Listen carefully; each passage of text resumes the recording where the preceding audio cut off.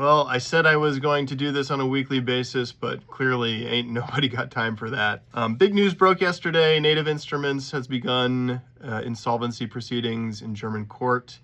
And I saw a ton of ridiculous takes on that whole thing about what is happening, where it's headed, and what the outcomes will be. And the truth of the matter is that nobody knows right now. Native Instruments is important because they are makers of very prominently used software like Reactor, Massive, Contact, which a bunch of commercial sample libraries rely on.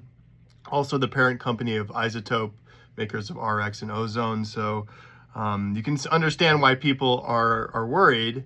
And I couldn't help but tie this back to another thought line I've had recently, which is unintended consequences of AI in the music industry.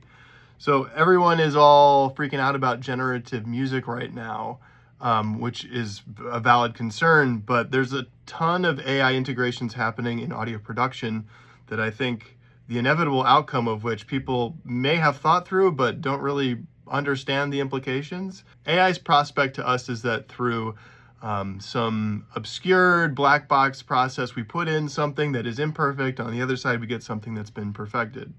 Why is that a problem?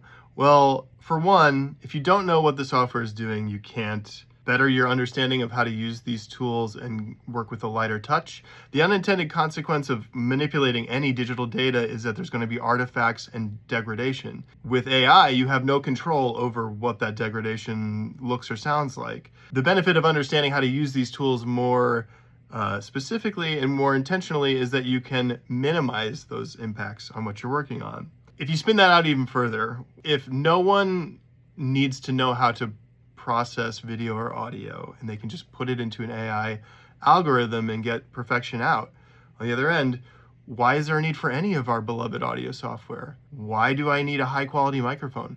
Why do I need a beautiful acoustic space? If I can just hit record on my iPhone and put it into an AI model and it sounds like it was recorded in a recording studio, why bother with any of it? And why have any market or industry to support any of those auxiliary functions of recording or production? And that's my concern. I love this stuff. It's not just about the fact that it is for work or making money or whatever, or career.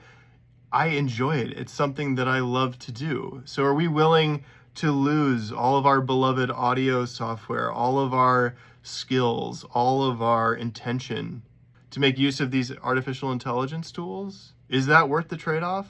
I guess that's a question for you.